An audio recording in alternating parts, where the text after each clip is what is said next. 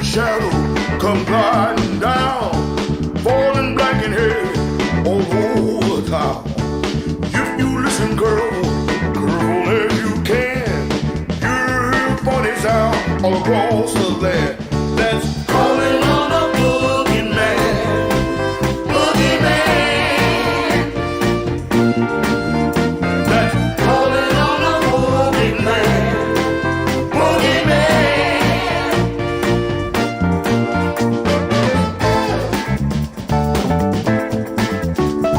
I got some candy. When it's shining through the gloomy lane, and it comes deep for the evening. Bob Motion, how you doing? Welcome aboard, brother. Cape Cod in the house. Norbert BJ, hey, how you doing, Norbert? Christina, how you doing? Barbara King, how you doing? Big Red, how you doing? A few people coming in. We'll be all right.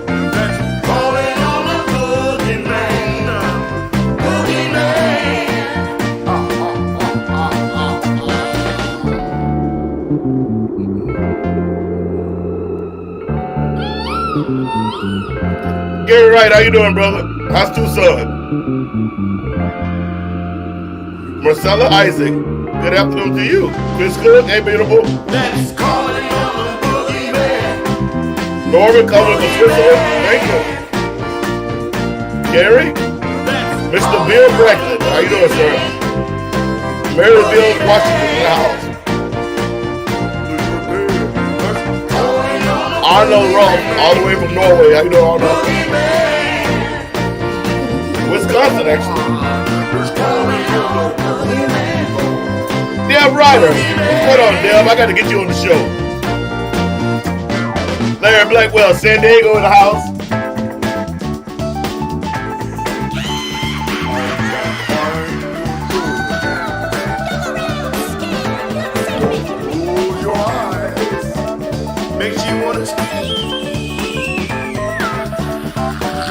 Barbara Ryan, how you doing, beautiful? Good afternoon to you also. My cousin, Reginald Jones in the house. Kinfolk, what up, baby?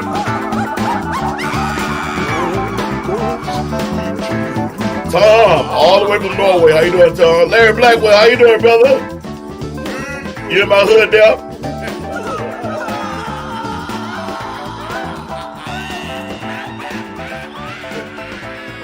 Fly.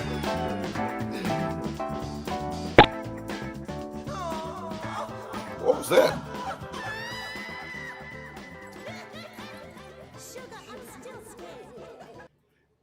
Hey everybody, I'm your host Sugaray Rayford. This is the Sugar Shack every Tuesday, noon to 1 Pacific Standard Time. I'm back at the shack. It's only 61 degrees outside. I'm dressed light and comfortable, and I'm fighting a fly. Must have got in here the other night when it was still warm outside because it's too cold for him. Box this fly. I got some special guests today. I have my new manager, Miss Stephanie Gonzalez from Apropos Management. She's going to come on. My media company, Miss Bunny Burkett, a.k.a. Glenda the Good Witch from Magicians Media. And, of course, my wife, the boss with applesauce, doing real well, Miss Pamela Rayford. And I just want to talk to these strong women about their careers in music. I ain't going to hold them long because they're busy. Matter of fact, I think I got Stephanie backstage right now. She's working while I'm talking. They're waiting for me to bring her home. So these are the kind of strong women and strong people I have surrounding me. So I'm fortified with vitamin W, vitamin woman. That's it, baby. It holds me down. Question of the day. What is your favorite band, or rather, not what's your favorite band, what makes your favorite band or artist your favorite band or artist? I just want to know that. Whoever it is, whatever genre of music is, what makes your favorite band or artist your favorite band or artist? Like, what is it about them that made them your favorite band or your favorite artist? That is the question of the day. It's simple. It's easy. We're getting close to Halloween, but even more important than that, which is my favorite holiday, y'all. I mean, I got pumpkins out. You already saw my granddaughter had carved a bunch of pumpkins. They've all dried up now. I got to get me another one to put out there. But more importantly, it is only a few days from November 3rd. I have already voted. I voted 2 weeks ago. I could do that by mail here in Arizona, and it was really cool. But I could have just waited because I wound up taking the ballot right to the courthouse and dropping it in the ballot slot myself. But still, I voted 2 weeks ago. Hopefully you voted. I heard we have record turnouts. And in my opinion, as an ex-Marine and been in countries where they weren't able to vote and we were fighting for the right to vote, still not enough people have turned out. Every American that is able to read or write and breathe should turn in a voting ballot. Otherwise, you have no right to say a damn thing. Shut your mouth. If you're not going to vote, shut your mouth. But that being said, get your up and go vote. Where no matter who you're voting for, that's up to you. That's what it is to be in a democracy or a republic here in America. But it is your responsibility, not just your right. It is your responsibility to vote and participate in this democracy. That's all I'm going to say about that. Now, Bunny Birkin is on. Bunny, make sure you come backstage now. Hi, Alfred Lloyd Jones, Sugaray. How you doing, Alfred Lloyd? Bill Bracken, high energy. Bill Bracken said high energy, danceable, great singing, and showman. Is that what you like, Bill? Is that what gives you makes your favorite band your favorite band? I like that. Shorty Star from Ohio is here. Oldest or Billy, red in here, jumped up on my office table here, which they know that's supposed to be, and chewed up my glasses. They're in trouble. Let's see, Kit Boubois, Reverend Raven, and the Chain Smoking Altar Boys with West Side Andy.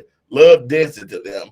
All right, Kit, Reverend Andy, let me know a little bit about Reverend Andy. What is it that makes you, other than just the dancing? I mean, what is it that makes you have affinity to that band? Barbara Ryan, the kind of band that makes me want to get up and dance, but also the kind of band that makes me sit back, listen, and say, wow, that music make me feel the energy. Okay. That sounds like Barbara, you want somebody who engages you your spirit-wise. So I can dig that. Doris Albany, all the way from Switzerland, says hello, aus der Schweiz, Bibit Gisson. Okay, thank you. My Swiss is really bad, but she's here from Switzerland, and she said hello, everybody. So there you go. Marty Trumbull says SRB. Oh, thank you, Marty. But tell me why. Tell me why. Big Red says in high school and college, my favorite was Journey because Steve Perry sang exactly in my range. Makes singing alone so much easier if you don't have to change octaves. Laugh out loud. Hey, that's pretty good. That is pretty good. You know, one of their backup drummers played with me for a while, Brian Head, and I knew a couple of guys from Journey. They used to be around. So by the time when I first came to LA, some crazy stuff. You know, we used to play this place called the Baked Potato, and we used to go sit in. Hey, Bunny, I can see you backstage. I'll bring you upstage shortly. We used to go to the Baked Potato when Pepper and I first moved to LA. She used to make me go to Baked Potato and sit in. My friend Chuck used to run it over there, and so one night I'm sitting in with these. I've had some weird stories. So one night I'm sitting in with these English sounding guys, and at the Baked Potato. And if you've ever been to the Baked Potato, you know it only holds about 40, 50 people, truly. But they have some of the greatest musicians of all time go over to this little bitty place. Matter of fact, Kevin Eubanks used to do a show every Wednesday night. Kevin Eubanks from the Tonight Show back in the day. Anyway, I said all that. I'm running on. Finished playing with these guys. They were really cool. They sounded really great. They were trying to play blues. And then later, Pam was looking at me. She said, you have no idea who that was. I used to get this all the time because I don't know anybody. I just treat everybody like gold. You know, I'm a gospel guy and then with the soul. And she's like, babe, that was Emerson, Lake and Palmer. And then I was like, who is Emerson, Lake and Palmer? And that was always my question. The only cat I knew in LA was Slash. And that was because the only reason I knew Slash was some years before I moved to LA. I was in New Orleans, sitting in at the crazy corner, and this wild-looking kid came in with this wild hair. I hadn't been too long at the Marine Corps thing, and Pam and I was in New Orleans, which is my favorite city. And this little wild kid with tight leather jeans and some Chuck Taylors and a bunch of rings and stuff on came in. I should have known something because all the girls were going crazy at the time. And I'm singing, and this guy jumps on the bandstand and starts playing guitar. and there's underwear flying, and then the guy blows up the guy's amp, jumps off the stage, jumps in the taxi, and run away. And Gary Brown, my buddy was called Gary Brown, a great sax player in New Orleans. And Gary's like, you have no idea who that was, do you, Sugar? And I'm like, no. And he's like, oh, that was Slash. I'm like, Slash? Well, who the hell is Slash? Guns N' Roses. And who would think that years later, Teddy Zigzag from Guns N' Roses, who was the keyboard player sitting backstage and playing with them, with Carole King and all that, would be in my band, and Slash and I would play a couple more times together at my jam and some other places. Anyway, so the question of the day is, what is your favorite band and what makes them your favorite band? Let me get to one more song, and then I'm going to try to start getting some of these ladies up because time always gets away from me anymore. And I'm just doing songs for me tonight. Check this out. This says, a poor man ain't got no business to die. Listen to the words.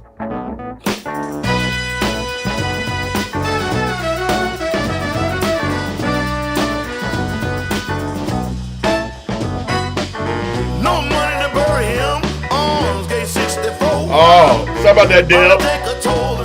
You need 100 more for first class service. Flowers in the wreath, and his name will painted underneath. His wife took a paper and went around. Everybody gave some, she put them down. Raked up 1,000 for a man that was dead. His buddies brought tears and a funeral was had. A minister preached in Jordan by to bless his dead body and to praise him alive. What makes a funeral so high? A poor man ain't got no business to die.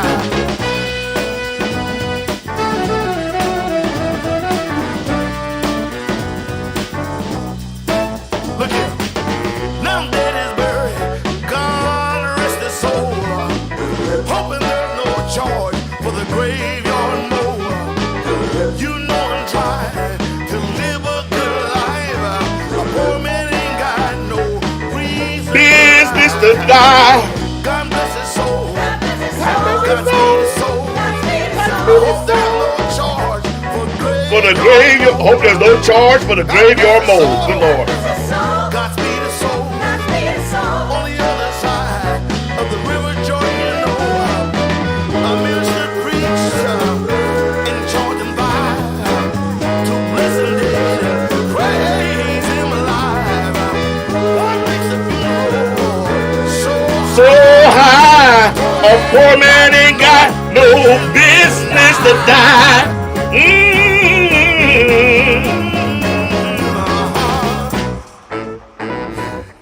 Ain't that right? I die standing back, put a gold piece on my tomb. Come on. A poor man ain't got no business to die. Price of funerals are going sky high. 30,000 for a wood-lined casket. Gold that you can't see, but you gotta have it. Come on, tell me, burn me in a pine box. When I'm dead and gone, I don't care where I'm at. I'm going to heaven, my soul ain't here no more. Don't spend a whole lot of money on a funeral, you know. Come on. Yeah, we wrote that song. I wrote part of the lyrics of that, and my whole thought was, I've worked in the church for most of my life. I've been involved in church, and so I've been to more funerals. And the way I grew up down south, my grandmother and her best friends, sister, and these names are real names I'm about to give you. My grandmother was Ora Crawford. We call her Big Mama not because she's fat, but she's your mama's mama, so she's the Big Mama. If that makes sense, we didn't say grandma. Anyway, my Big Mama, Con Julie Mae, Con Willie Mae, and Sister Balzickle, and little old me. And that was her name. This is not a joke. You can call my brothers and anybody. Her name was Sister Balzickle. Sister Balzickle, black woman. Sister Balzickle. That was her real name. I got some other names there. I got some cousin Sweet Lucy, and it gets deep.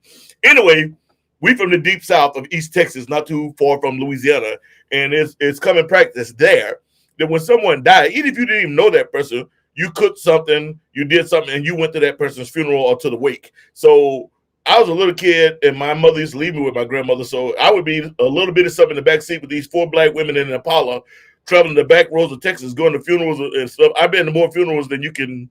That's sad, but it's true. And it wasn't always a sad thing down south. You know, they cook and get together.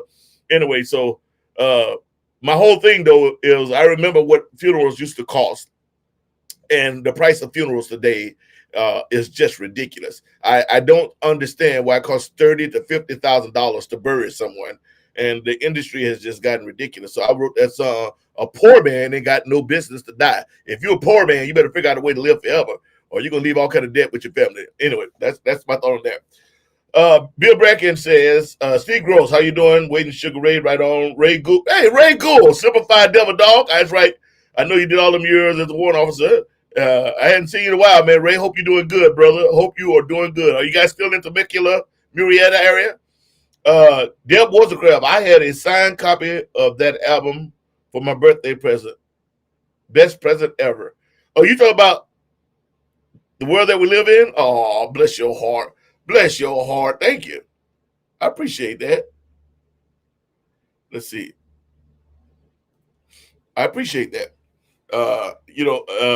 So what makes your favorite band or artist? What is it about them that makes them your favorite band or artist? Much love, Ray. Marla K. Kennedy, you and your band, of course, the most soul you can find anywhere. Well, thank you, Marla. That's very nice of you. You don't have to say that just because I'm on here. You can tell me what your favorite band is, but if that is true, blessings on your love. I appreciate that. Eric Stowe, hi, Sugaray, Seattle, back in the shack. Thank you, brother. Thank you, Eric. How's it going up there in Seattle, man? You know, that was our last show. Well, show before the last show, before the outbreak broke out. We were at Jazz Bone. So Ray Gould said, no, man, we moved to Tennessee. You in Tennessee? Are you still in the service, Ray? It's been 20-something years, man. Find something else to do, boy. No, I love you, man. Right on. I'm glad you stayed in. 10 was enough for me. But I know you picked up warrant officer the last time we talked, but that's been some years ago, so you're probably a captain or a colonel or something by now. Love you, man. Stay safe. And blessings on you and your family, Ray. Tell mama I said hello. Tina Abazaba. I always get your name wrong, so I know I got it wrong right there. Tina Abed. I'm just going to say Tina.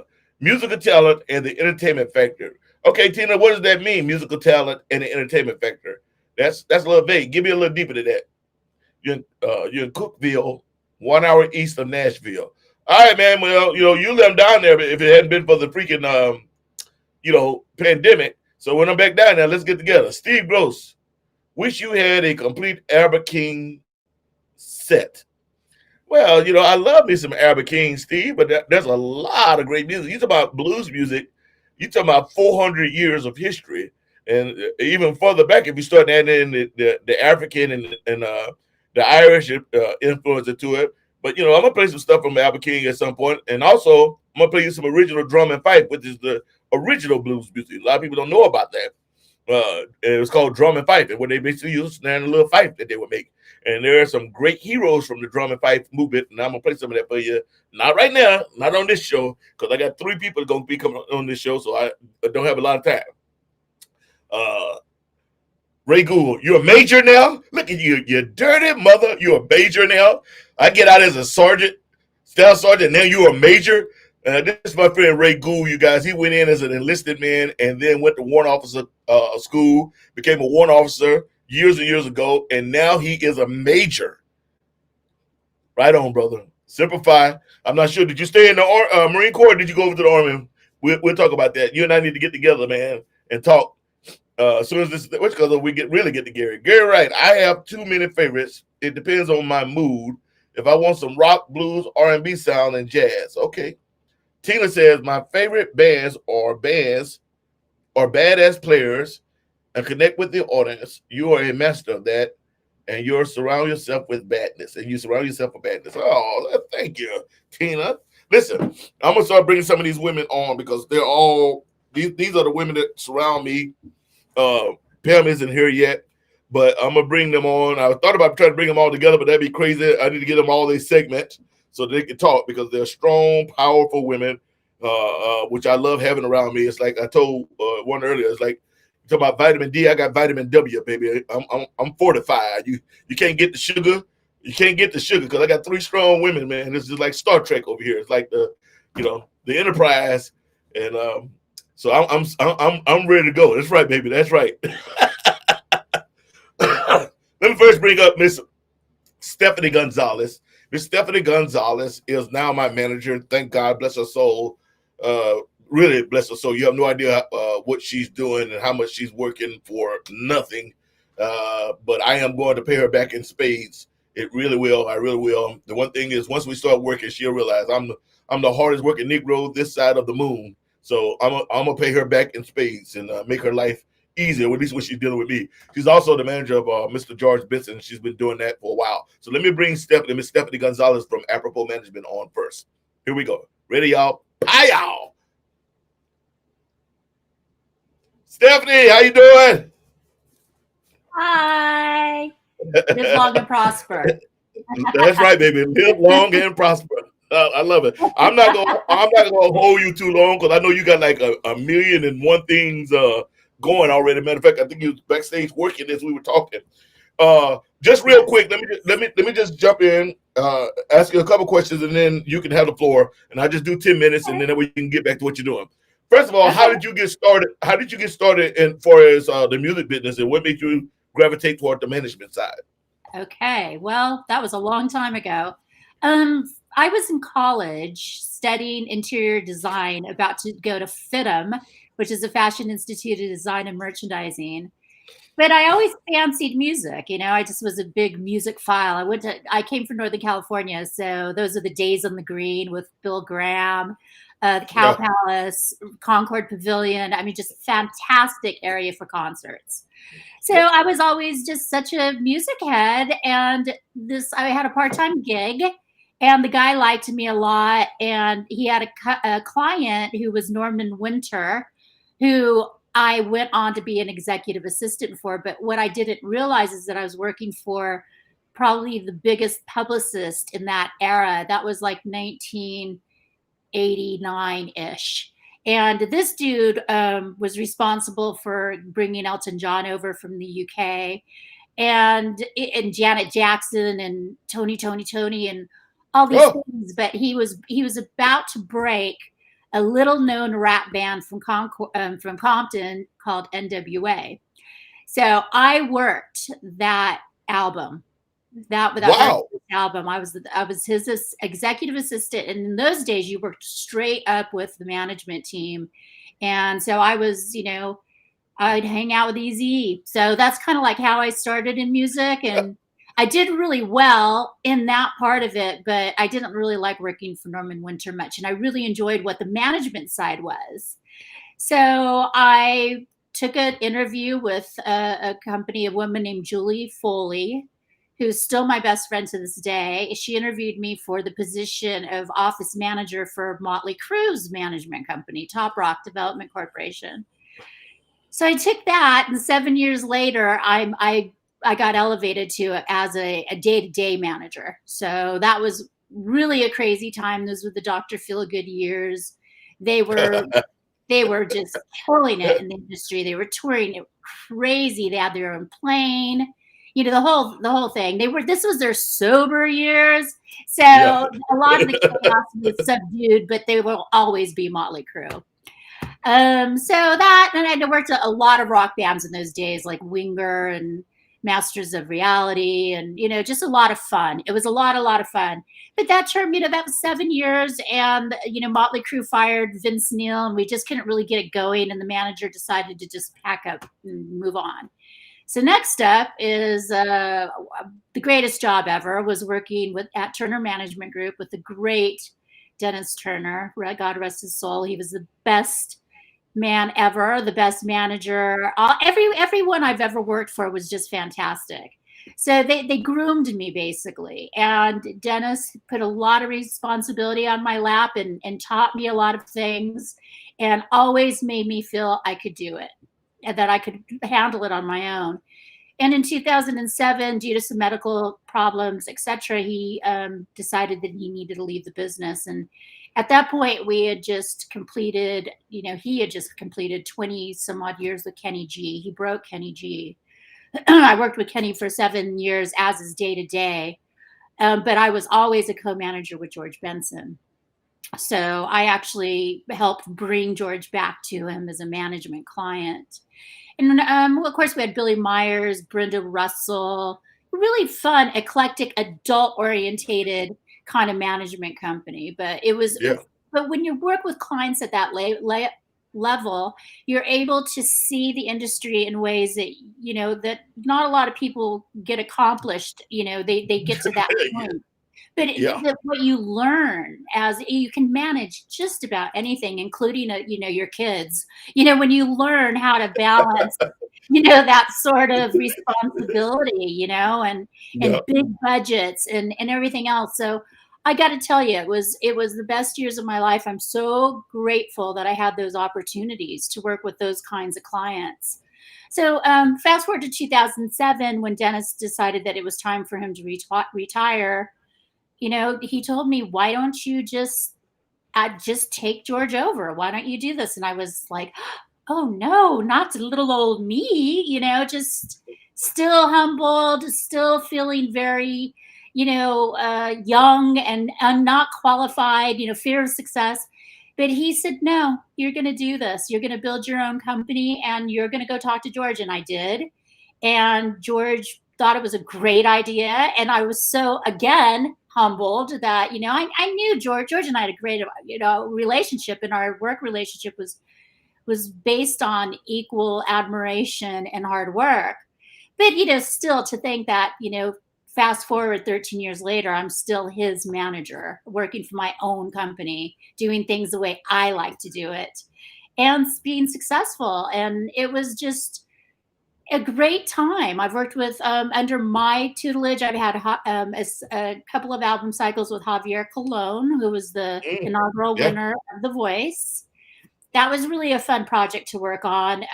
He's decided he's trying to break into Broadway, which I just am not qualified to help him with that. I just don't know that industry. Management It's is a it's a very wild. cyber industry. Yeah, yeah, it's I do a lot of theater off Broadway, and I've done the main role in one of the top Broadway shows, Ain't Nothing But the Blues, and have worked with the actual Tony Award winning Broadway cast the first time.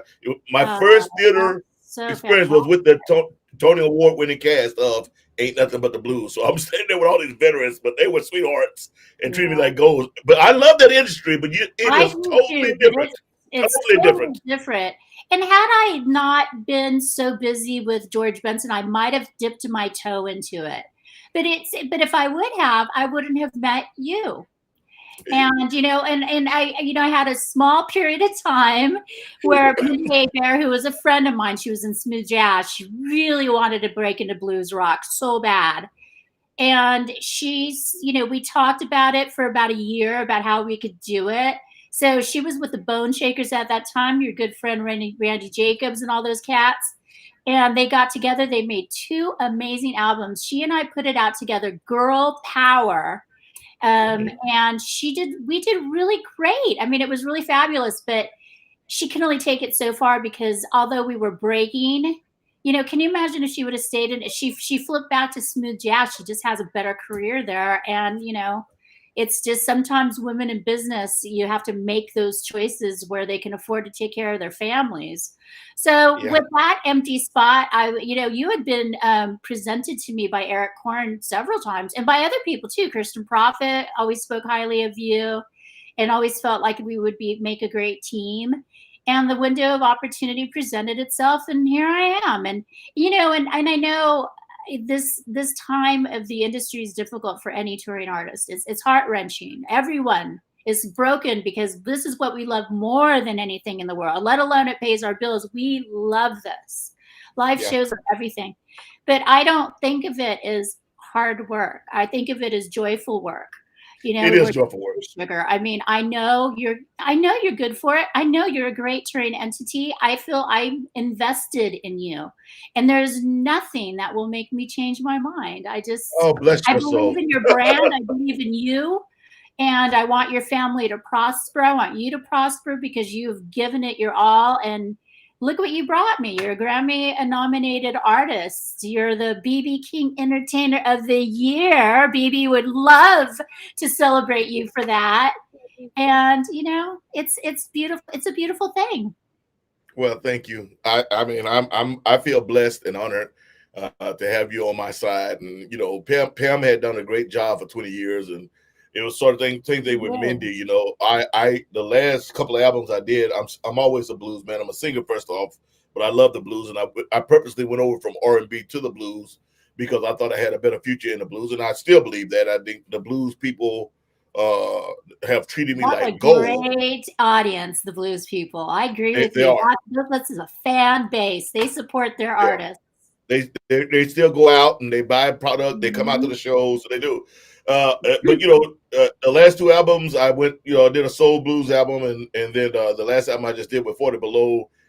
He calls it a soul blues album. I call it more of a indie / Americana blues album.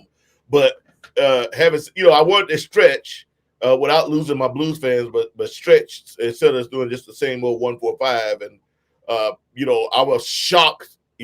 That we got nominated for a Grammy. I was shocked that I won the first, because I've been nominated for BB King Entertainer, I think like for 6 years in a row or something. And, altogether, I think I was adding them up. I had like 19 nominations over the last few years from various things to, all type of albums and singer and soul and then original. And then all of us, and everybody, it was funny because a lot of people at the foundation, they would come up to me when I didn't win and be like, hang in there, Sugar. And I told them, I said, listen, man, I'm good.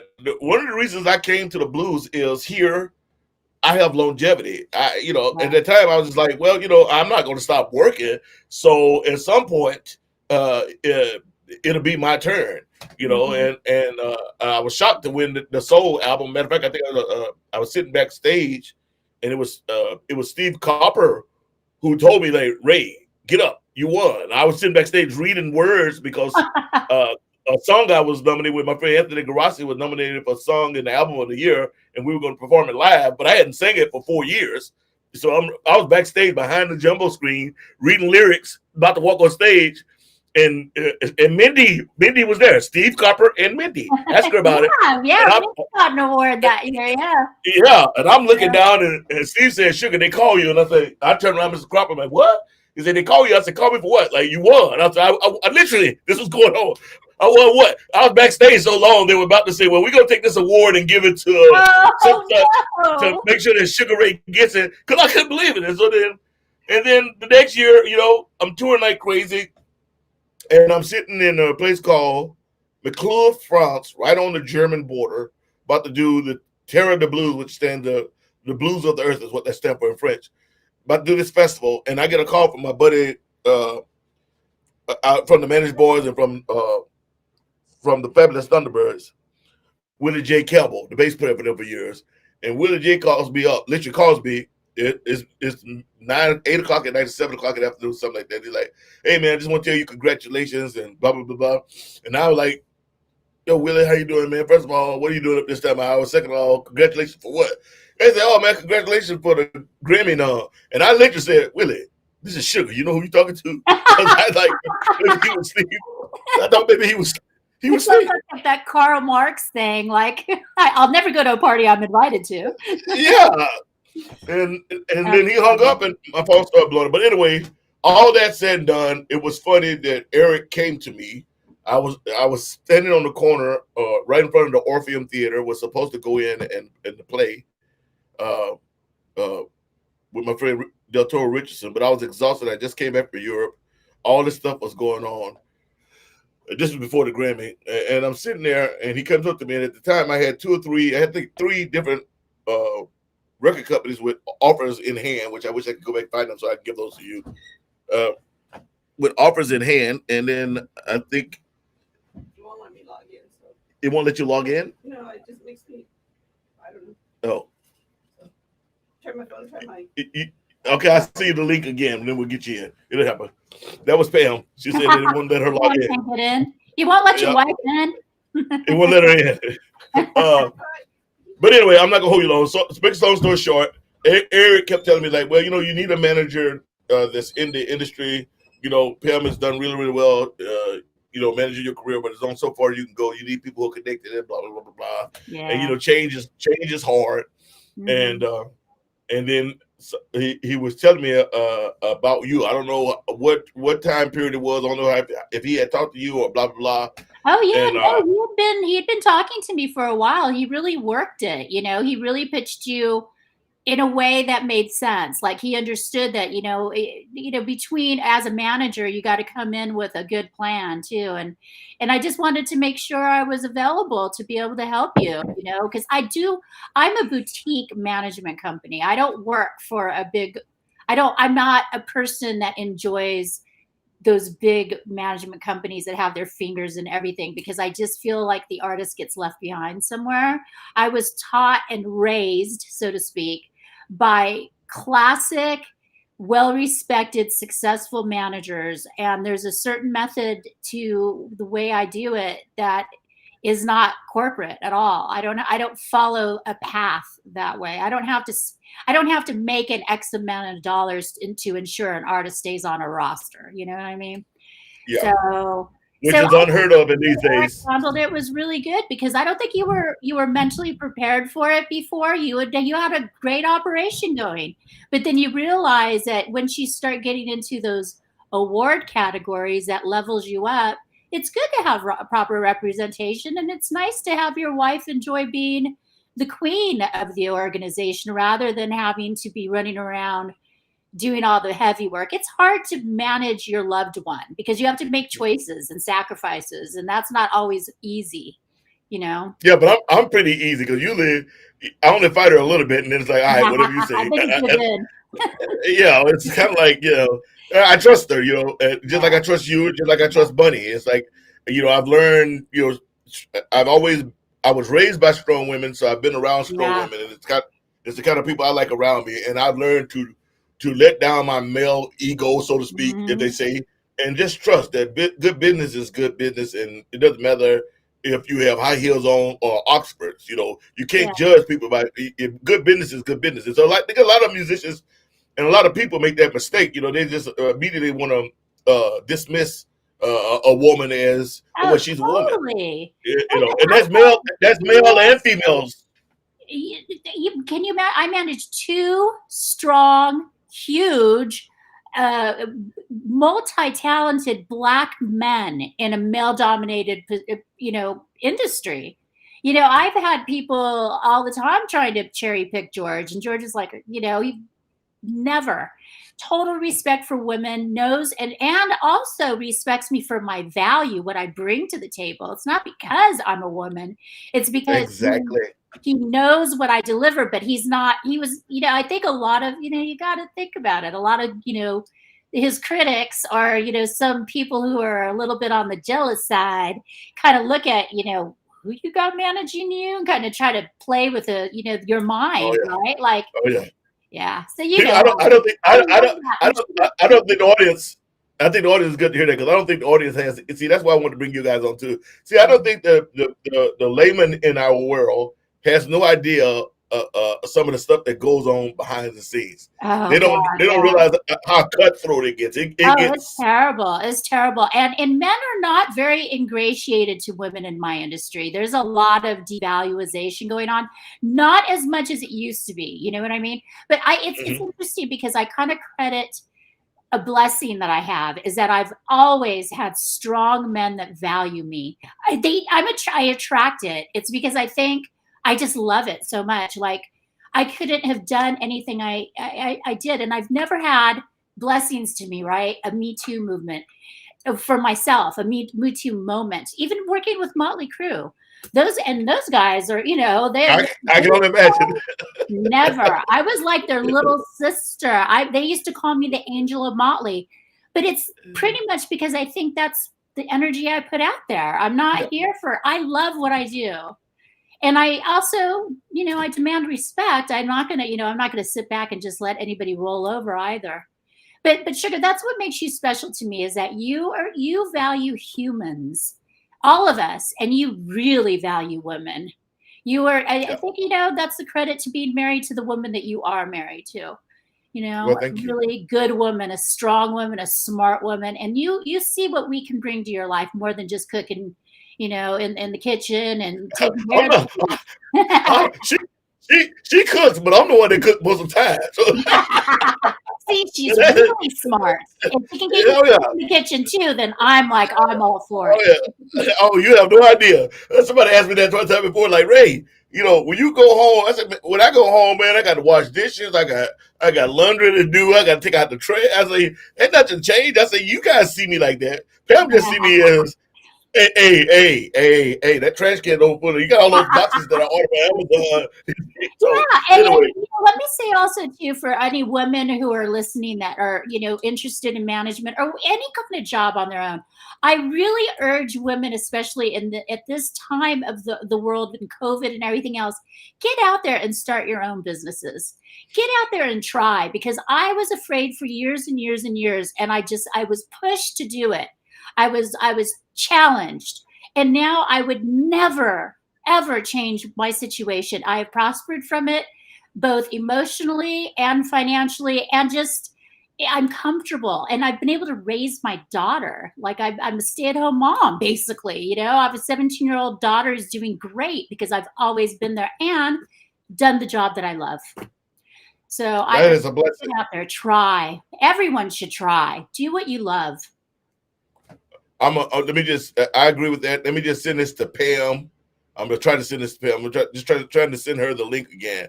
Okay, I'm not gonna hold you I know anymore. it's a pleasure, really. But yes, speak to your other guests because they have equal wonderful things to say. And I love working with Bonnie, our cute little what do you call her? Glinda the Good Witch. She is. She Glinda like the Good Wish. she walks and does this wand thing, and suddenly stuff happens. I don't know. I got to learn that trick, Bonnie. Yeah, me.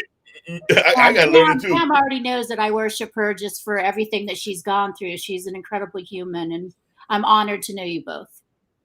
Well, thank you very, very, very, very much. And let me just send that there. Okay, thank you And thank very, you for very. Sugaray fandom. Thank you so much for supporting us. We love it. And, stick with us. We're going to be touring again, right, Sugar? Yes, ma'am. Yeah. For Jesse sure. For Rosoff sure. at the Mint Agency. Ladies and gentlemen, my manager, my friend, my pit bull in high heels, Miss Stephanie Gonzalez, ladies and gentlemen. Rock, long live music, man. Love it. Long live. Thank you.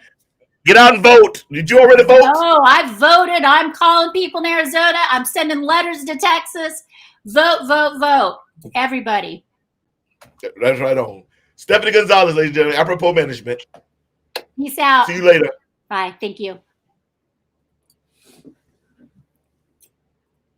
That was Stephanie. She's the bomb. Next, I just sent a link to Pam, but next I have Miss Bonnie Burkett of Magicians Media, and I call her Glinda the Good Witch. Sometimes you'll see that she's commenting over here in the comment section. Let us get her on right now. Takes me a couple seconds as it count down. Bam! Bonnie, how are you? Hi, Sugaray. Hi, everyone. My favorite hour of the week, even though sometimes it goes a little longer than an hour, doesn't it? The last couple of times, and I'm like, I said, I'm not moving this to 2 hours. I refuse to do 2 hours. But it was like the last couple of shows have gone like hour 45. I'm like, okay, I got to reel this in. So, but it's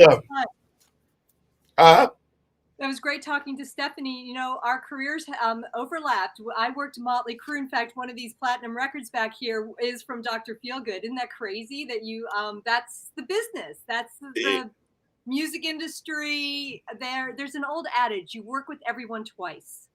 And oh, really? So, yeah, it's very interesting. You probably find that even in the touring world and recording and things like that. So, it's interesting because I was with the labels for a long time, and about 10 years ago, during the economic downturn, the labels were really getting hit badly. So I thought I was done. And I was a vice president at the time. I had made it all the way up to being a VP.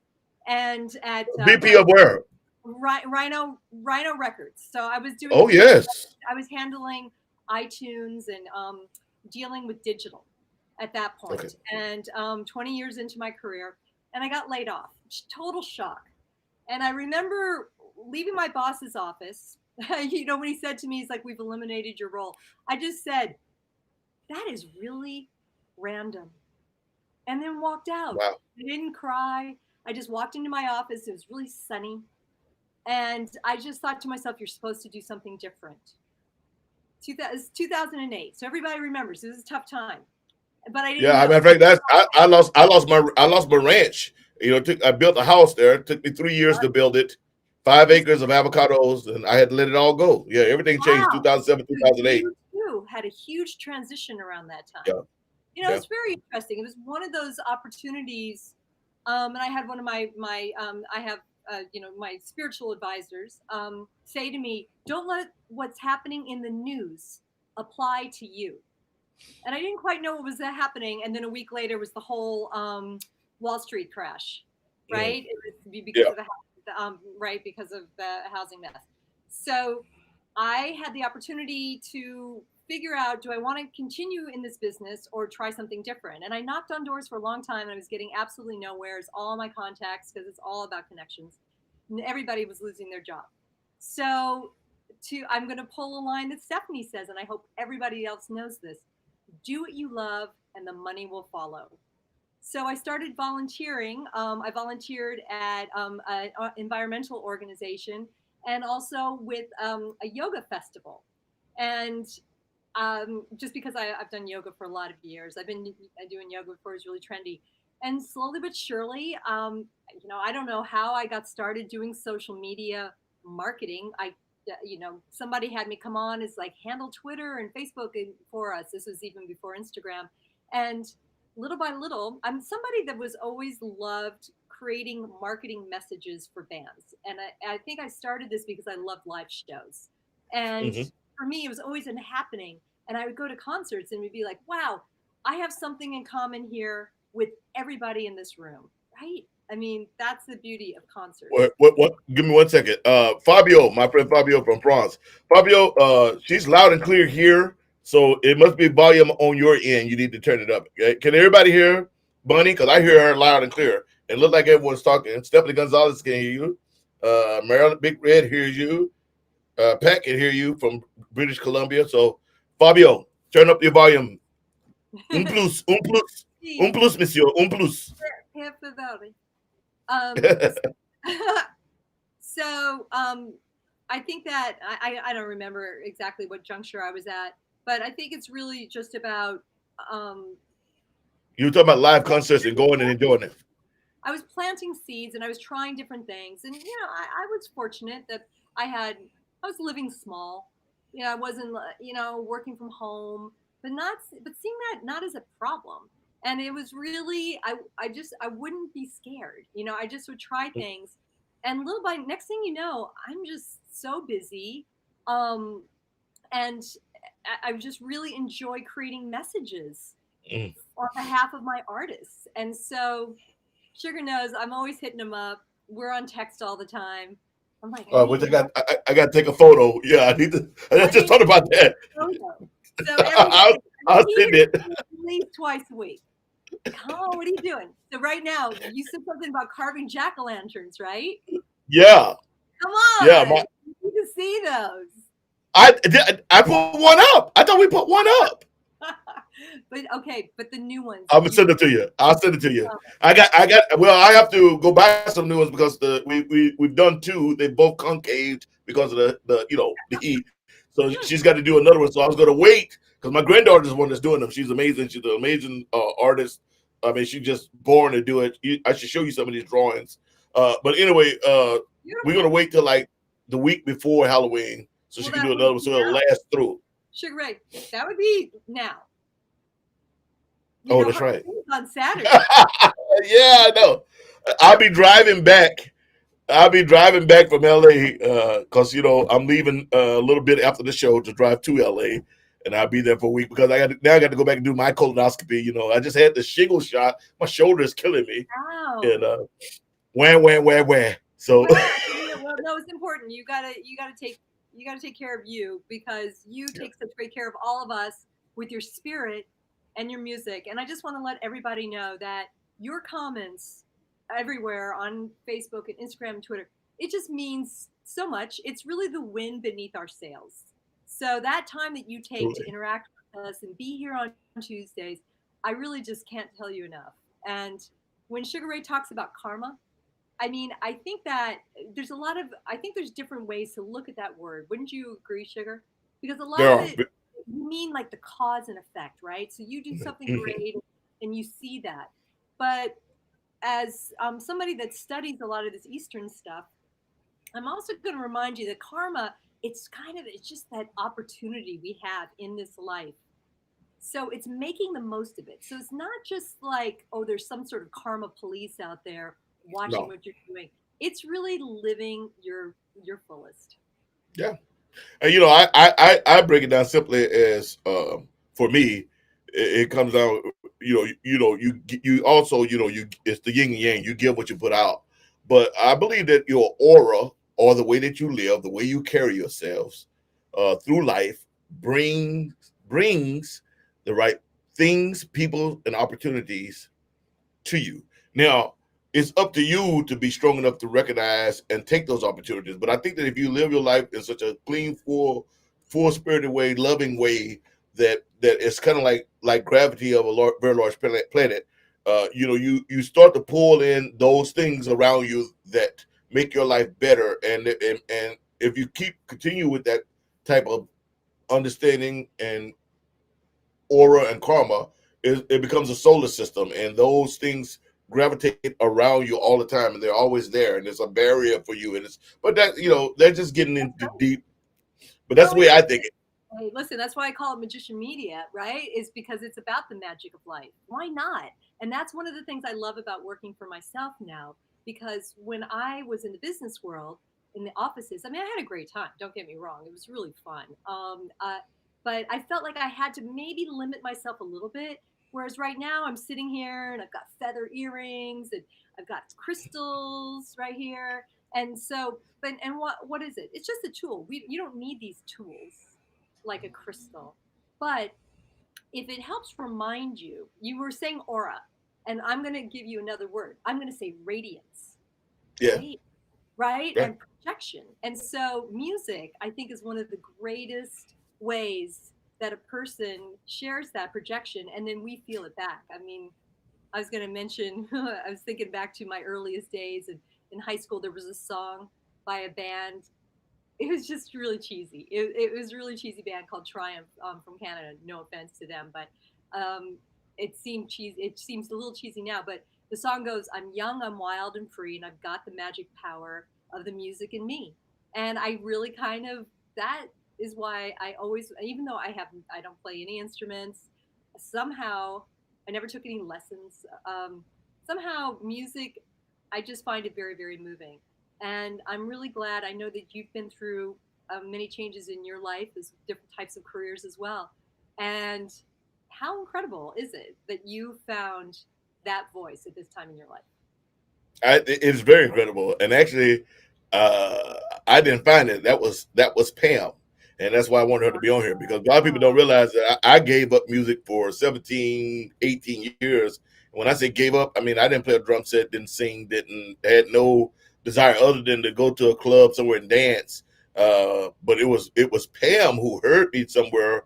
I think it was back when I was bouncing at this live rock venue in Carlsbad, California, and she heard me sing. I think that's what she heard me sing. I have to ask her when she come on. I can't remember, but she told me, she like, you put on people put on this earth to do certain things. You should do music, blah blah blah. And I was at the time I was like, man, I ain't doing no music. You can't make no money doing no music. I think I was working 3 jobs, and she like, you're kidding yourself for these little $8, $9, $10 hour jobs. You should go do music. And she was the one who persisted and wouldn't let me stop. And anytime Yeah, it was crazy because anytime I would like sit around, Pam would go on the computer, and this was way back because she was always computer literate. She would go to the computer and find the jam and make me get my butt up. And she like, I come in, she's like, hey, Tuesday we're going up to Laguna. There's a jam up there, and you should go sit in. And she would literally, I can remember days of us sitting outside a club. Remember, I come from gospel and R&B and hadn't sang for 17, 18 years. So I knew no blues songs really. And we would sit outside a club. Pam would have went and bought a tape or something. Somehow, I don't know where she would get this music. And she would sit there and play the tape in the car. This is how back was with the tape, not a CD. Play the tape in the car. I would learn the song in the car. Then we would get out, go ahead and sign up for the blues jam, and then I would sing the song. That's how it was crazy. Yeah, that's the power of the music in you. You figured it out. No, it's great. Do what you love, and the money will follow. And you had the courage. You had the courage to try it because you felt that love from Pam, right? She made yeah. you feel that Well, she love. made me feel that I could do it, just like all you guys now. You guys really encouraged me that I could do it. 'Cause doing this time, it's easy. I shouldn't say easy. I would not stand on people like that. It's a difficult decision made easier whether to continue in music or find yourself another career that brings in money, especially right now when we have no idea of when we'll be able to tour again. And once we are able to tour, what form music will be in and for how long. At some point, music will come back to being music because it is ingrained to human society as breathing and eating. And it's only so long that people are going to go without it. But the question is, how many musicians? It's kind of like when my friend Randy Mate and those guys started blues in the school. Now, I was one of the first starting members and first people to ever play anything with blues in the school way, way, way, way, way, way back. We started it in, I remember putting together curriculums with them and everything in San Diego, some 18, 20 years ago, how long ago it was. And one of the reasons we did that, it was because we were saying how many Louis Armstrongs, how many Elvises, how many Duke Ellingtons are being lost to violence and everything else because schools prioritize sports. And I was a sports guy, so I understand what I'm saying. Sports over music. Not everybody is a Michael Jordan or Michael Strahan, but how many great untapped musicians did we lose because schools stopped investing in music? I mean, I would meet music teachers in high school who had like 135 uniforms and hundreds of instruments, but the problem was no one coming into high school knew how to play music. So that was something you started from like second, third grade. Remember, you had the recorder or you had the flute, and you kind of went through. And by the time you got to junior high or high school, by the time you got to ninth grade, you were starting to, okay, well, I'm gonna be a saxophone player. Well, I'm gonna be and then you joined the marching band and continued. Absolutely. Well, I mean, the arts are essential for development, for personal development, for a well-rounded person, to help a person explore their different paths and different interests. It's not saying everyone's going to end up being in a band, but they should have that option. And maybe that's something that we look into for you. And then we see some of these music education programs and how to spotlight those. Why don't we take a look at that and see how we can share some of that? We're not giving up, and hopefully, as you say, we're going to be. I mean, can you believe we're a week away from election time? And I like that you're wearing blue, by the way. And I'm not wearing red. This is orange. This is orange. For the record. For the next week. And actually, I just threw this on because I said, "Oh, I haven't worn that. That looks nice. I haven't worn that in years. I'm throwing that on." Bringing out the fall wardrobe. No, it's really, really great. Yeah. Well, I appreciate your thoughts, and I thank you for having me on, and really I appreciate everyone that's with us. And that virtual tip jar was my idea, not Sugaray's, but I popped that out there just because you are very, very generous with your time and all that you've had to learn and figuring out this new technology and all that other stuff. You're doing great. It's really fun. Thank you guys, you and Eric Sassaman for being so, especially you, because because it's been a learning curve, ladies and gentlemen. Miss Bunny Burkett, the owner of Magicians Media. For the rest of you guys, you know who she is now. You can see that beautiful face, that beautiful spirit. I call her Glenda the Good Witch. If you need someone for your social media, because remember, for y'all that don't know, when she found me, I had like 4 Facebooks. I think there was like 8 YouTubes, old Twitter accounts. Oh yeah. I know. I was sitting there like, I was at the bed. Go ahead. No, I was saying I got that German background that I like to have things in order, orderly. Thank God. Thank God, because it was a lot of things. Orderly, it wasn't. Oh, every day. You got every day. I am in your world. I got 4 or 5 Gmail accounts, old Hotmail accounts. Believe me, this woman, she had her work cut out. You know, like the rest of you guys, how many people out there remember a password from a YouTube you had 14 years ago? You know, it's kind of like, you know, she went through it all. God bless her soul. God bless her soul. Ladies and gentlemen, Glenda the Good Witch, Miss Bunny Burkett, Magicians Media. I know you're busy. Thank you. Peace. Live long and prosper. See you on the socials, everyone. Aloha. Aloha. She's great. That was my media person, my media people, Magicians Media. I'm going to do one of these shows. I bring Eric Sassaman on. Let me do this real fast so that I'm not keeping up all night. Ladies and gentlemen, the rock, my rock in the storm, my everything. Let's see if we can get her on. There she is, Miss Pamela Rayford, a.k.a. the boss. Hey, boss. Hey. Hey, I can see the Sugar Shack. Where is it? I'm in that building right there behind her, ladies and gentlemen. Right there. Well, there you went to, yeah, there it is. How you doing, babe? I'm doing all right. My throat's a little froggy, but I'm okay. Well, I won't keep you long.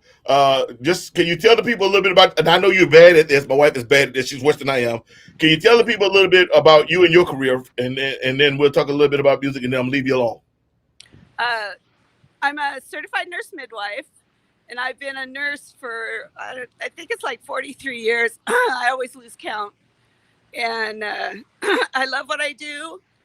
And when I met Ray, he was a bouncer, and we became friends, and we're just talking. And one day I walked in the club, and he was, you know, sitting in with the band. They just called him up for like one song or something. And this voice was just amazing. And then I noticed that everybody in the bar, as soon as he started singing, stopped and paid attention. And that was one of the things I noticed when we started going to the jams, like he talked about earlier, was that whenever he got up, people stopped and they paid attention and they loved what he did. And he just has that certain charisma about him when he's performing that is just draws people to him. And I just told him that's what he should do. I really felt that was what was in his soul. And we started from the bottom on that thing, boy. I mean, I built the first website knowing nothing about a website. We would record. You was frozen. The face on them ourselves, hand them out, press kits to 1 million people. I would just get online and I'd look at festivals and clubs and I would call them up. And over time, then we kind of built a following, and then we got some contacts. And we went pretty far with somebody who's just homegrown, I think.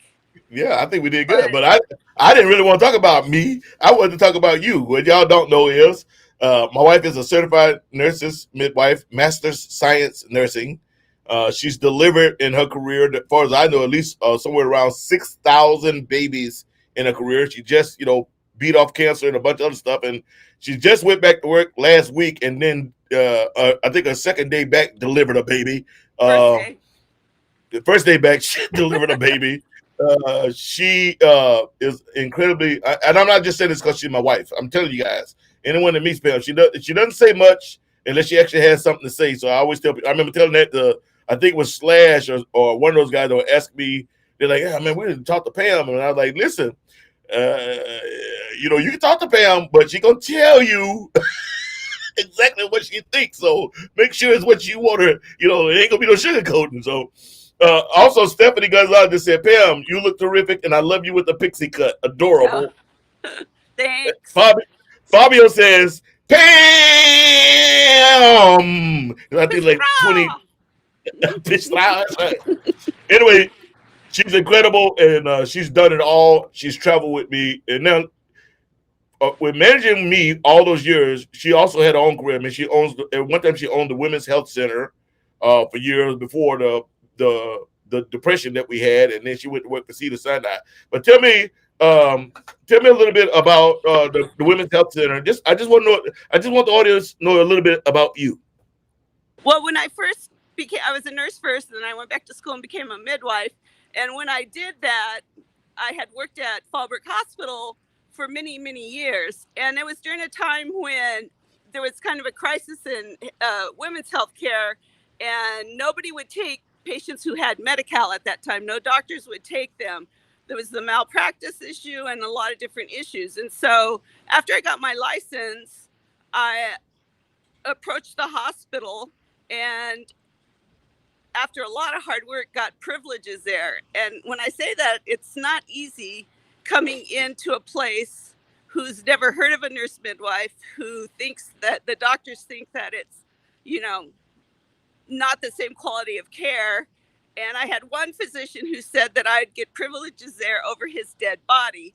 Well, I did get privileges. I was the first nurse midwife in San Diego County at a community hospital. There were midwives at Balboa and UCSD and Kaiser, but there had not been any in any of the community hospitals, especially in North County. So that was a big deal. So I started there, and my practice just grew word of mouth. And I left the hospital and went into my own practice, and my practice just continued to grow. And I delivered some months by myself. I would deliver 30 babies. And that's being on call 24/7, 7 days a week. And every once in a while I'd get off because Dr. Egan or somebody would cover for me. But I did that for many, many years. And that kind of burns you out a little bit when you're on call 24/7, because it's not just delivering a baby, you're involved in these people's lives, and it's an emotional attachment. And so you go through all these emotions with them. So it's a very taxing profession, and it's physically demanding. I deliver babies on my hands and knees, and every position you can imagine. I wouldn't be able to do that anymore, but I did that for many years, and there becomes a time when it was like, I just can't be on call all the time anymore. You just can enjoy a dinner or a movie. Invariably, my beeper would go off. So that's when I took the job at Cedar Sinai, and it's a different type of position because I'm there 12 hours a day, but when I'm off, I'm off, and there's no pager, and it's just a fun job for somebody at the end of their career. And I love the people I work with. And so I've been so happy that I got to go back last week. So we'll see how I do, but I'm very excited to be back. Right on, ladies and gentlemen. My wife, the boss, is Pamela Rayford, the strongest woman I know, even before all the cancer and back surgery. And she's beat it all. She's back. Actually, probably in a few hours, we'll be driving to LA so she can go back to work again. You got a lot of people here, babe. Eric Saffron said, "Pam, so good to see you again." Chris Cook says, "Hey, Pam, nice to see you." Fabio said, "Pam really rocks." Lauren Gruinjik says, "Hello." Nancy Lee Putkus from Wales, I think it is, says, "This is cool to see and get to know your better half. Go, Pam." Frederick Lawson, I don't know if you remember Frederick Lawson, the brother bass player, and his wife, they always used to dance down in San Diego. He said, "Pam, great woman behind the cool man." Fabio says, "I would tell you something. My band had a long time ago the chance to be on tour with Sugaray when our management told us His wife would be on tour with you for 3 weeks tour. He said, we were a little bit afraid, but Pam really rocks. She's just perfect. All the band felt in love with her. Oh, that's cool. And then That was so much fun. Ariel from Norway, I think it's Norway, says, Pam, you're the bomb. Thank you for everything you've done for us women. Okay. Janice Palmer says some hearts. Larry, Sugaray Ray is super heavyweight champion of the blues. And Pam is the superhero of the essential nurses. Both gifts from God to serve humankind. Right on. Anyway, I know you're on your phone, so you can't see all these comments, but there's like, I can't read them all. But I knew I want to bring you, Stephanie, and Bunny on to round out my month and a half of strong women in music or strong women period. But I wanted people to get to know who you were. So anyway, that's pretty much it. I mean, you talk about me all the time. I want to talk about you because you are amazing, babe. You really are. And I don't say that just as your husband, but even if I was a guy just standing out, if I knew, you're Superwoman. So thank you for being here for me all these years. I appreciate it. Love you too. I love you. Thanks everybody for all the comments. I miss all y'all. Spain. She's from Spain. She's in Spain. Okay. All the best, Pam. Glad you are doing so much better. Big Red says, Barbara Ryan says, Pam rocks. Jens Palmer, so good to see you, Pam. Deb Wozencraft, wow, powerful, beautiful women. Hats off to you all. Right on. All right, ladies and gentlemen. Thank you, babe. Bye. Love ya. Bye. Love you too. So, ladies and gentlemen, those are the 3 powerful women that makes my life rotate. Couldn't do it without either one of them. It is totally amazing to have them there. So let's do one more song and then we're out of here. Today was about this whole last 6 weeks about women in music, women in the blues. And we've had some wonderful, strong women, starting with Lisa Mann and just all the way through to Teenie Tucker, to Diona Greenleaf, to Terry O'Darby, Shakur Saeed, Nika Chambers. It has gone on now, Stephanie, Bunny, and Pam. And next week, tune in. I need to call. I think I'm going to try to have Mr. Nick Moss on, but I will give him a call and see if he's available. We've had a good time. This is the Sugar Shack, ladies and gentlemen. I'm your host, Sugaray Raver. Every Tuesday, noon to 1. And as someone told me in Europe that the time change had changed, so they missed some of the show. I think it changes here in November real soon. So anyway, you guys be blessed. Continue if you can. I know it's hard for everybody to support your artists in whatever way you seem fit to support them. And from an artist like me to all of you, you know what you mean to me. This is why I sing so hard, sweat so hard, dance so hard, and play so long, because I appreciate the time, effort, money, but more so the time that people spend to come out and see you. And I can promise you that from Sugaray, that whenever you come to see a Sugaray show, I don't care if I'm sick, I don't care if I'm hurting, you won't know. I'm going to play my butt off. So blessings on y'all. Be safe. And we'll see you next Tuesday, noon to 1 Pacific Standard Time. Thank you, everybody. Peace. Here's what I'm leave you with.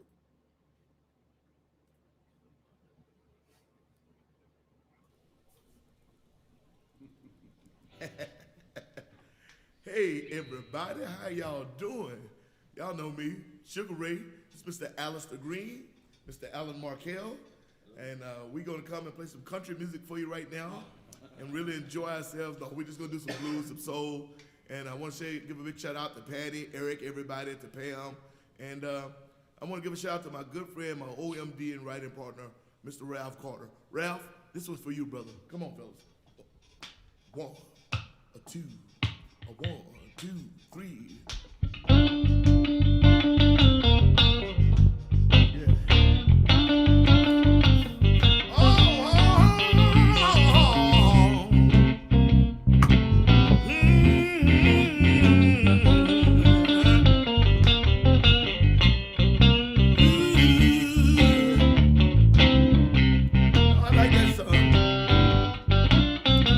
Julie Richardson, how you doing? Sometimes Warren I'm Mansfield. a little late, but I don't forget about you.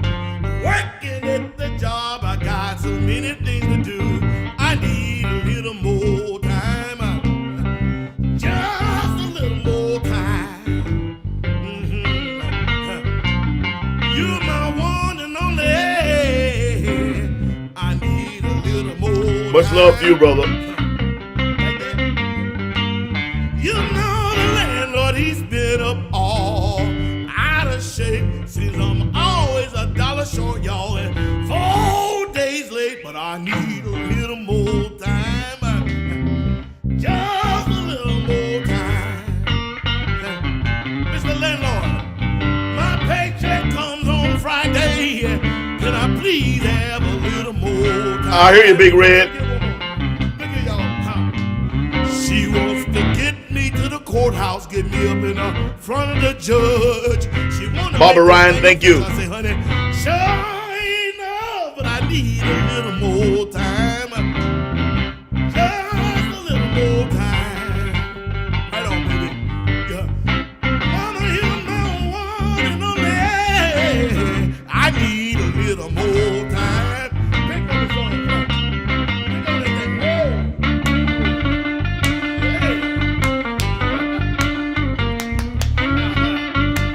Come on.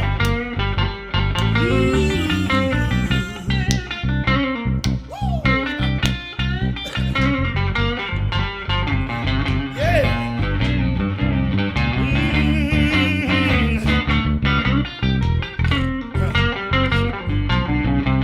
Listen now.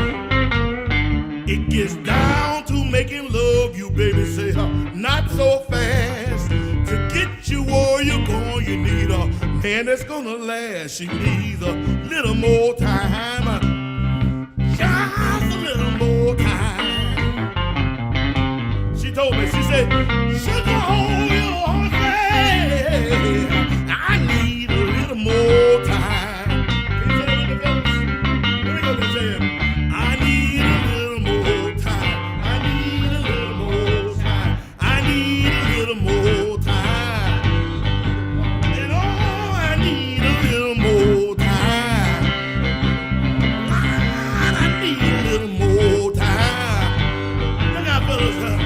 And I know I'll get it right with just a little more time. They all say that.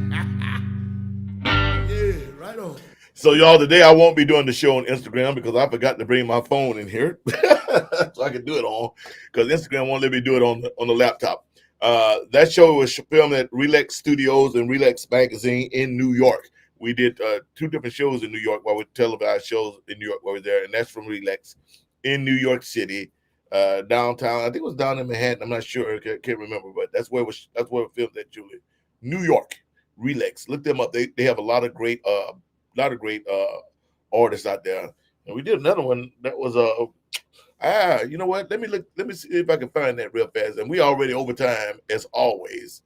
You know, I always thought that an hour would be more than enough, and it is amazing how quickly an hour goes by. I mean, it is truly amazing how quickly an hour goes by. I can't believe it. I wanted to find that one, the other one there. That's Wood Songs, and that was blah, blah, blah. And I'm going to see if I can find, here we go. And this one was, give me 1 second, y'all. And then I'm going to let you guys go. We're going to play just one more. Let's see if we can get everything to act right, since I didn't set this one up before the show. And before I go, again, I want to say a big thank you to Mr. Eric Sassman. I'm going to get him on and interview him. The things that Eric does is incredible also. And we're going to get a bunch of people on. But I'm going to try to get Nick Moss for this next week. But here, check this one out, you guys. Let's see. Let's get rid of that. And let's bring this on. This one was also done in New York at Paste Studios. So we can get this without commercials. And then I'm done, y'all. God bless And you. people at home, Thank you, everybody. Get up out them chairs. I know you're at work. Get your co-workers to move with you. Let's see booties wiggling and everything else jiggling, baby. We're going to take it back to 1972. Come on, fellas.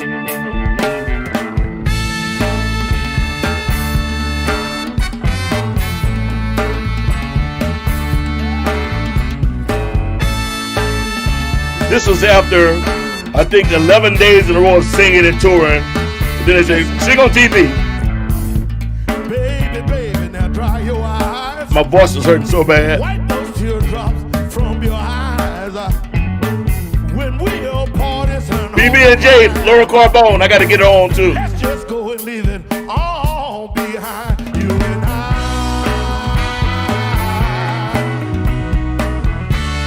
Thank you, Larry. Thank you, Larry. Thank you, Bill. Until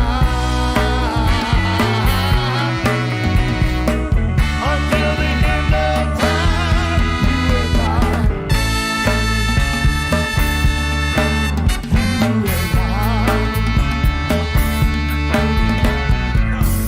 The sun is shining up in the sky.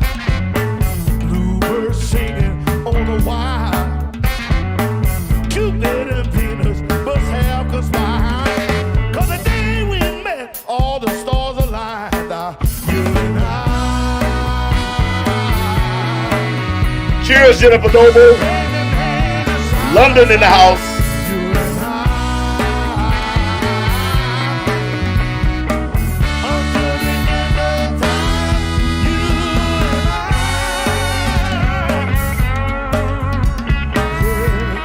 Darn fly.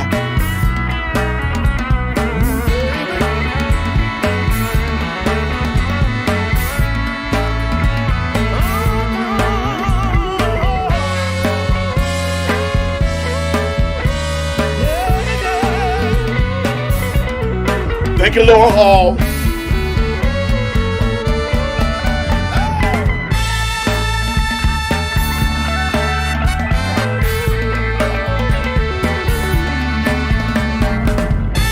When times are tough and the day is a grind, Money's tight, and I ain't got a dime. I know that's right. My credit rate is going in decline. Well, these are my regular horn players from London.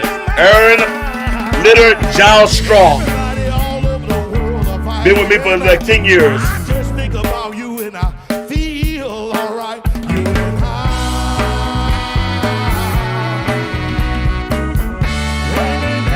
Hey, Jerry. Walla Walla. You and I. Until the end of time, you and I. Yeah. Until the end of time, you and I.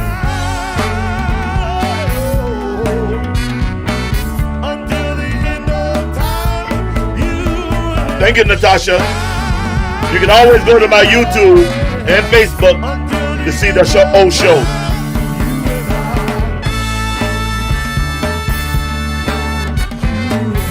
Thank you, Deb.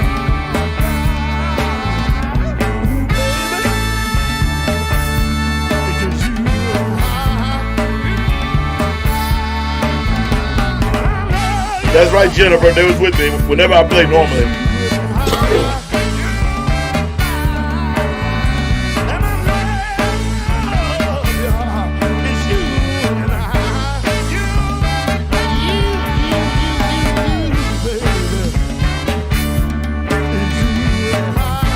Thank you, Bill.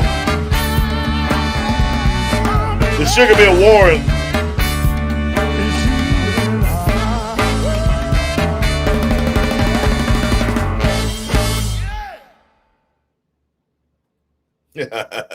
Yeah, I thought I just thought that one. We did the one show Relax the day before, and then the next day we did that one for Paste. So yeah, it was crazy. Bill Brackett says he loves that song. That's off the Grammy-nominated album "Somebody Save Me," written produced by Mr. Eric Korn, 40 Below Records.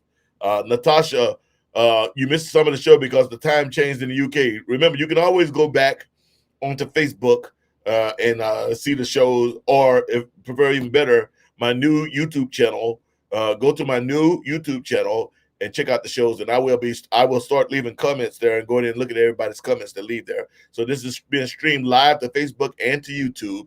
So all the shows have been now backed up to the YouTube archive.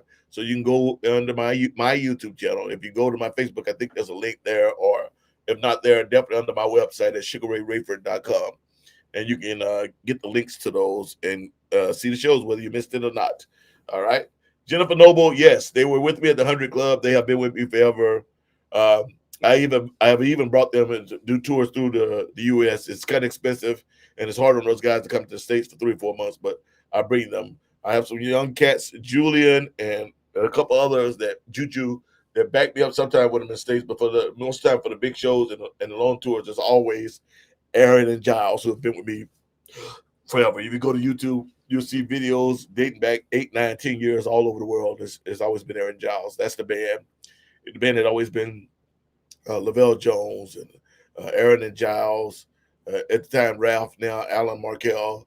At the time, it was Leo Dumbeckett, now Drake Monkey and Shining, who was also my music director, the MD. And Gino had been on the guitar for most of those. And El Bastardo. that's a long story. I'll tell you about that. But anyway, so we will not be doing the Instagram. Again, I am 20 some odd minutes over the hour. Next week, I am not going this long. I'm keeping it to 1 hour so that I don't lose you guys. God bless you. Be safe. November 3rd is coming. If you haven't done so already, vote. Americans, vote. Vote. Vote. Be safe. And for God's sakes, let's love one another. Treat each other kindly. Please. Peace.